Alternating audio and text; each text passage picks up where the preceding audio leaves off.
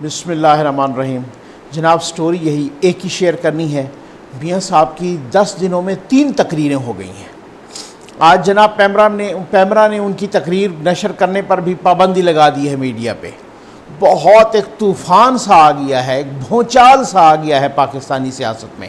رکنے کا نام نہیں لے رہا۔ لگتا ہے میاں صاحب بالکل ہیڈ آن کولیجن کے موڈ میں ہیں، سامنے سے ٹکرانے کے موڈ میں ہیں۔ اب دیکھیں اللہ خیر کرے کہ کیا ہوتا ہے۔ آج میں نے آپ کے سامنے میاں صاحب کی تقریر سے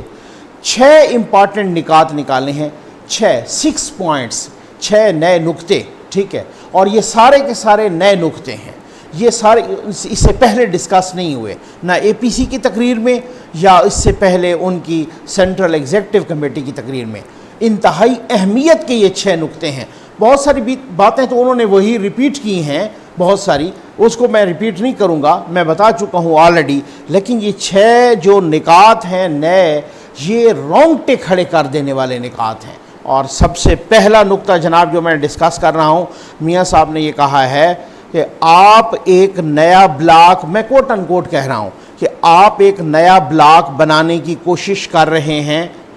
او آئی سی کو چھوڑ کر۔ سنیے گا ذرا، آپ کس طرف لے کے جا رہے ہیں ملک کو؟ کون یہ ملک پھر ٹھیک کرے گا؟ کون ہے جو دوبارہ ٹریک پر لائے گا؟ بہت ہی امپورٹنٹ بات، میں سمجھتا ہوں یہ سب سے بڑی بریکنگ ہے آج ان کی تقریر میں۔ کیوں؟ بھائی یہ سعودی عرب کی ڈیمانڈ نہیں، یہ سعودی عرب کی دکھتی رگ ہے، ٹھیک ہے نا، کہ نیا بلاک بنانا۔ اور اسی دکھتی رگ چھیڑی تھی اسی شاہ محمود قریشی صاحب نے کچھ عرصہ پہلے، اور پھر اس کے بعد ایک بھونچال آ گیا تھا۔ اس کے بعد میں نے ویڈیو بھی اس پہ کی تھی، ڈاکٹر علی عواد اسیری صاحب ہیں سعودی عرب کے سفیر جو کہ پاکستان میں بھی رہ چکے ہیں، ان کا ایک آرٹیکل آیا تھا عرب اخبار میں، اس آرٹیکل کی ڈیٹیلڈ ویڈیو میں نے کی تھی۔ وہ آپ ویڈیو اگر جس نے نہیں دیکھی دوبارہ بھی دیکھ لے۔ اس میں ڈاکٹر علی عواد اسیری صاحب نے کھل کے کہا تھا، بہت یہ جو بلاک بنانے کی کوشش ہو رہی ہے یہ کسی قیمت پہ قابل قبول نہیں ہے۔ یہ بلاک ایران، ترکی، ملائیشیا، پاکستان، یہ بلاک بہت ہی دکھتی رگ ہے سعودی عرب کی۔ اس بلاک کو وہ کسی قیمت پہ کہہ رہے، وہ یہی ذرائع بتا رہے ہیں کہ سعودی عرب کسی قیمت پہ اس بلاک کو ایکسیپٹ نہیں کرے گا۔ میاں صاحب نے آج اسی بلاک کی مخالفت کی ہے۔ میں نے بتایا تھا اپنی متعدد ویڈیوز میں کہ کہاں کہاں کس سے کیسی ملاقاتیں ہو چکی ہیں لندن میں، ٹھیک ہے، آپ سمجھ آ گئی ہوگی نا، بہت ساری باتیں سمجھ آ گئی ہوگی نا۔ اب تو لوگ کہہ رہے ہیں نا کہ بہت سارے عرب سفارتکار، بہت سارے عرب سفارت خانے، کچھ مغرب کی بھی سفارت خانے اپوزیشن کی اس تحریک کو سپورٹ کر رہے ہیں۔ اب تو رپورٹس ہونے لگ گئی ہیں نا، میں نے 2-3 مہینے پہلے یہ باتیں بتائی تھیں۔ اچھا اب دیکھیں، سعودی عرب کو چین سے مسئلہ نہیں ہے، سعودی عرب کو اس سے بھی مسئلہ نہیں ہے کہ آپ چائنا کے ساتھ تعلقات رکھیں یا آپ امریکہ کے ساتھ تعلقات رکھیں، آپ چائنا کے ساتھ جائیں یا آپ امریکہ کے ساتھ جائیں۔ اچھا سعودی عرب کو اس سے بھی مسئلہ نہیں ہے کہ آپ کے تعلقات ترکی سے بھی ہوں، ایران سے بھی ہوں، سعودیہ سے بھی ہوں، اس سے ہے تھوڑا بہت ہوگا لیکن اتنا نہیں، ٹھیک ہے نا۔ اس سے بھی مسئلہ نہیں ہے سی پیک سے، اس سے بھی، کیونکہ اگر سی پیک سے مسئلہ ہوتا، سعودی عرب کے ولی عہد آئے تھے اپنا کراؤن پرنس، تو وہ جناب انہوں نے جو ہے نا یہاں پر گوادر میں ایک ریفائنری لگانے کے لیے بہت ساری سرمایہ کاری کا اعلان کیا تھا۔ ان کو اس سے اتنا مسئلہ نہیں، کو جو سب سے زیادہ مسئلہ ہے نا وہ مسئلہ ہے ان کو اس بلاک سے، کیونکہ اس بلاک، یہ جو بلاک بنے گا، اگر بنے گا تو، اور یہ اسلامی بلاک ہوگا، اس سے اس کی چودراہٹ کو خطرہ ہے، ٹھیک ہے۔ اسی وجہ سے کہا جا رہا ہے کہ اس بلاک کا نام لیا، اور پھر اس کے بعد جناب کیا کیا چیزیں رپورٹس مل رہی تھیں، ٹھیک ہے نا، خان صاحب کو، کہ یہ سارا کچھ ہو رہا ہے اور اس کے پیچھے کون ہے۔ اسی وجہ سے خان صاحب کو اب بہت سارے ذرائع بتا رہے ہیں کہ یا بیک فٹ پہ آنا پڑا یا وضاحت دینا پڑی۔ دیکھ لیجئے نا، اس کا ثبوت ہے نا، دلیل سے میں تو بات کرنے کا عادی ہوں۔ اسی لیے دنوں میں یا ہفتوں میں نہیں،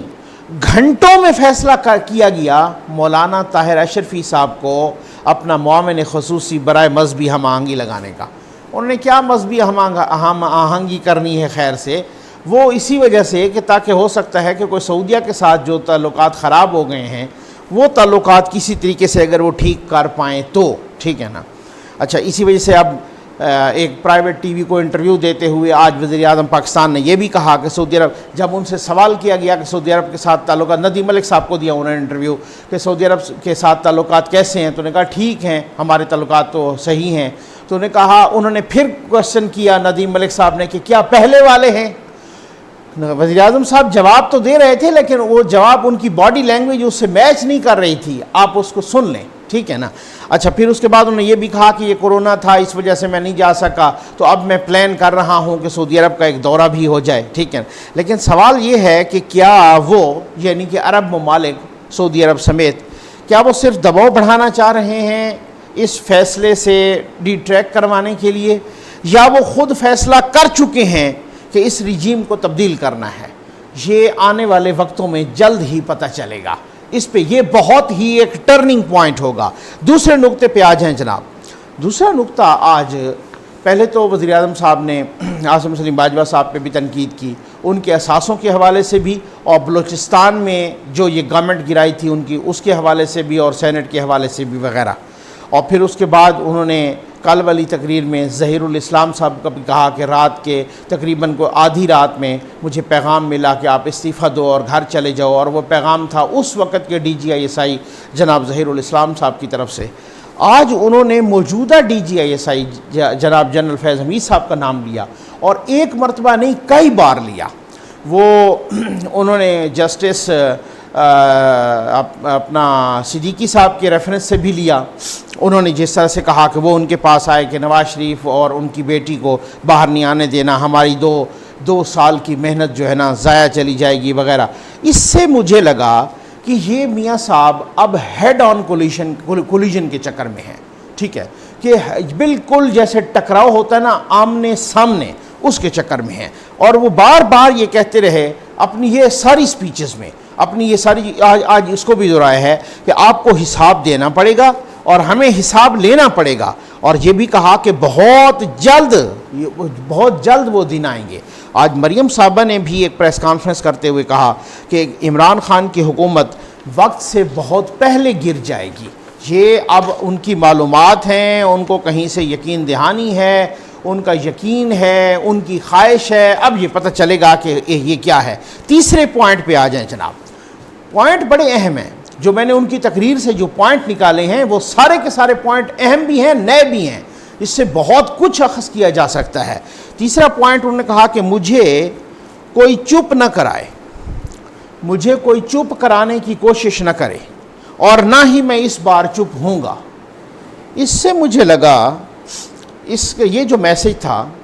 چونکہ وہ خطاب بھی خود اپنی سینٹرل ورکنگ کمیٹی سے کر رہے تھے، خود اپنے M N As, M P As, parliamentarian سے، انہی سے خطاب تھا ان کا، تو یہ اخذ کرنا کوئی اتنا مشکل کام یا راکٹ سائنس نہیں ہے کہ لگتا یہی ہے کہ میاں صاحب اپنی پارٹی کے کچھ رہنماؤں کو نام لیے بغیر یہ سنوا رہے تھے اور یہ بتا رہے تھے، ٹھیک ہے نا، کہ ان کا اچھا، اس سے پہلے انہوں نے یہ بھی کہا کل کہ ان کے بیانیے کا جو وزن ہے وہ ہر کوئی نہیں اٹھا سکتا، لیکن اطلاعات یہی تھیں، ہمیں بھی معلوم تھا، کچھ ذرائع بتا رہے تھے کہ کچھ لوگ کہہ رہے تھے کہ میاں صاحب آپ تھوڑا یعنی کہ ہلکا ہاتھ رکھیں، ٹھیک ہے نا، ہاتھ ہولا رکھو، لیکن آپ تھوڑا سا ذرا اس قسم کی تنقید نہ کریں، یعنی اس طریقے سے آج میاں صاحب نے ان کو بھی نام لیے بغیر ایک میسج دے دیا کہ مجھے کوئی چپ کرانے کی کوشش نہ کرے۔ اب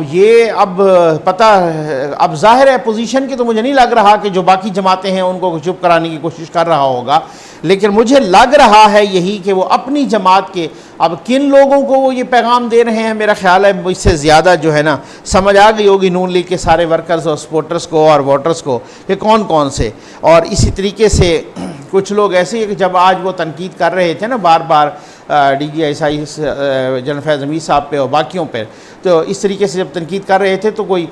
بیچ میں ان کے کسی نے نعرے کوئی شیم کے لگائے، تو کوئی مجھے یوں محسوس ہوا جیسے کوئی ایک آدھ بندے کی آواز آ رہی ہو، باقیوں کی کوئی آواز نہیں، باقی کو بالکل ہی جیسے بالکل صاف سو گیا، ان کی ٹانگیں کانپ رہی تھی بھائی۔ فورتھ پوائنٹ پہ آ جائیں جناب، انہوں نے حلف لیا۔ اچھا حلف یہ کہ وہ نہیں ہے کہ بھائی انہوں نے کوئی کہا ہو کہ جی آپ کھڑے ہو جائیں اور کاغذ کا ٹکڑا پکڑیں اور حلف لیں، اس طریقے سے نہیں، انہوں نے حلف ایک طرح کا وعدہ لیا،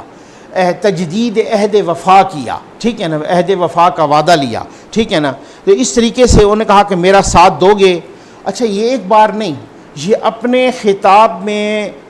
کئی موقعوں پر تھوڑے تھوڑے وقفے کے بعد پھر وہ کہتے کہ آپ پوچھیں کہ ہم حق پر ہیں، اپنے آپ سے پوچھیں، اگر ہیں تو آپ اگر میرا ساتھ دو گے تو میں آپ کو کبھی مایوس نہیں کروں گا، میں بھی آپ کا ساتھ دوں گا۔ تو مطلب اس طریقے سے انہوں نے بار بار نا اپنے لوگوں سے ایک وعدہ لینے کی، اس سے بھی یہ کہ یہ وعدہ لینے کی، حلف لینے کی ضرورت کیوں پیش آئی؟ میاں صاحب کے پاس کچھ اطلاعات پہنچی ہیں اور مسلسل پہنچ رہی ہیں، جی ہاں یہ میں پرسنل انفارمیشن کی بنیاد پہ کہہ رہا ہوں، مسلسل پہنچ رہی ہیں کہ میاں صاحب آپ وہاں سے باتیں کر رہے ہیں، یہاں بہت ساروں کی ٹانگیں کانپ رہی ہیں، یہ بات ہے۔ ففتھ پوائنٹ پہ آ جائیں جناب، انہوں نے آج واضح کیا کہ جو میری تنقید ہے نا وہ اداروں پر نہیں ہے، نہ ہی ادارے پر ہے، نہ ہی افواج پاکستان پر ہے، بلکہ ان عناصر پر ہے جو سیاست میں مداخلت کرتے ہیں، جو مینڈیٹ چراتے ہیں،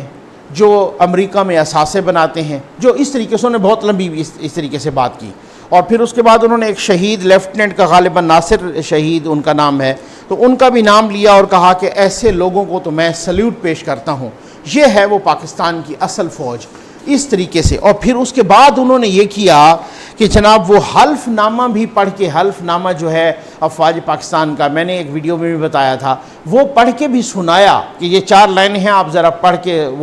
وہ آپ دیکھ سکتے ہیں کہ وہ آئین پاکستان میں موجود ہے۔ تو یہ ان کا جو ہے نا 5واں پوائنٹ تھا۔ چھٹا ایک اہم پوائنٹ کل انہوں نے سرسری سا ذکر کیا تھا، آج پھر وہ جو اسلام آباد ہائی کورٹ کے جسٹس محسن اختر کیانی صاحب کے ریمارکس تھے کہ ایک ملزم وہاں بیٹھا پاکستان کے نظام پر یا نظام انصاف پر یا عوام پر ہنس رہا ہوگا، وہ عوام اور حکومت کو دھوکہ دے کے گئے، اس طرح کے جو ریمارکس تھے۔ لگتا ہے کہ میاں صاحب کو ان ریمارکس پہ اچھا خاصا غصہ ہے، اور آج بھی انہوں نے اسی غصے کا اظہار کیا اور ان ریمارکس پہ مایوسی کا اظہار کیا، تنقید کی ان ریمارکس پہ۔ ویسے انہوں نے صرف نہیں کی، پاکستان بار کونسل نے بھی ایک پریس ریلیز جاری کی ہے، اور اس پریس ریلیز میں بھی انہوں نے جج صاحب کے، معزز جج صاحب کے ریمارکس پہ تنقید کی ہے اور کہا ہے کہ جج کے بیان پر مایوسی ہوئی ہے، عدالت کو سیاسی بیانات دینے سے گریز کرنا چاہیے، ایسے ریمارکس دینا ججز کے وقار کو، یہ پاکستان بار کونسل کہہ رہی کہ وقار کو مجروح کرتا ہے، تاثر جاتا ہے کہ ججز فریق بن گئے ہیں۔ ویسے صحیح ہے کہ ایسے ریمارکس کہ جو مقدمے سے متعلق نہ ہوں، جو کہ کیس سے متعلق نہ ہوں، جو کہ کسی وکیل سے کوئی بات نکلوانے سے یا کوئی کوشچن کرنے سے ان سے متعلق نہ ہوں، تو انتہائی ادب کے ساتھ کہ جو لیگل فرٹرنٹی کے لوگ ہیں، جو تجزیہ کار ہیں، جو اس فیلڈ کو جانتے ہیں لوگ، جو لیگل فرٹرنٹی ہے، جو وکلا ہیں، وہ بھی یہی کہتے ہیں کہ ججز کو ایسے ریمارکس نہیں دینے چاہیے تھے۔ اس سے پہلے سپریم کورٹ آف پاکستان کے بھی کچھ پاناما کیس کے دوران بھی اس طرح کے ریمارکس آئے جن پہ بہت تنقید بھی ہوئی، وہ سسیلین مافیا والے ریمارکس، بہت سارے ایسے ریمارکس جو بعد میں ان کو ججز کو وضاحت بھی دینا پڑی کہ ہماری مراد یہ نہیں تھی کہ ہم نے سسیلین مافیا کسی کو نہیں کہا، ہم نے ایک جنرل بات کی بھر، وہ اس طریقے سے۔ آخر پر جب احسن اقبال صاحب کی طرف مائک گیا، کیونکہ ظاہر ہے سیکرٹری جنرل ہیں تو وہ کر رہے تھے، تو انہوں نے کہا کہ جناب قائد، میں آپ کو یقین دلانا چاہتا ہوں کہ ہر ورکر آپ کی کال پر لبیک کہے گا، ہم میں سے ہر کوئی اس حلف کی مکمل پاسداری کرے گا۔ یعنی یہی جو حلف انہوں نے زبانی لیا یا وعدہ لیا یا تجدید عہد وفا کروایا، تو اب احسن اقبال صاحب نے اب دیکھتے ہیں کہ ان کی جماعت کے تمام لوگ اس حلف کی کیسے پاسداری کرتے ہیں، ان کا کتنا ساتھ دیتے ہیں۔ جب اگر استعفوں کی باری بھی آتی ہے تو کیا سارے دیتے ہیں یا کچھ مکر جاتے ہیں؟ یہ حالات اتنے تیزی سے چینج ہو رہے ہیں، آپ یقین کیجئے جب میں ویڈیو کر رہا ہوتا ہوں میں کہتا ہوں ایسا نہ ہو کہ ویڈیو کے اپلوڈ ہونے تک ہی کوئی نئی خبر آ جائے، اس طریقے سے بھونچال مچا ہے۔ بس سارے دعا کیجئے کہ اس ساری صورتحال میں اللہ تعالیٰ پاکستان پر اپنا خصوصی کرم کرے، پاکستان پر اپنا خصوصی رحم اور کرم فرمائے، پاکستانی قوم پر بھی۔ امید ہے آپ کو ویڈیو پسند آئی ہوگی۔ آپ کا بہت بہت شکریہ۔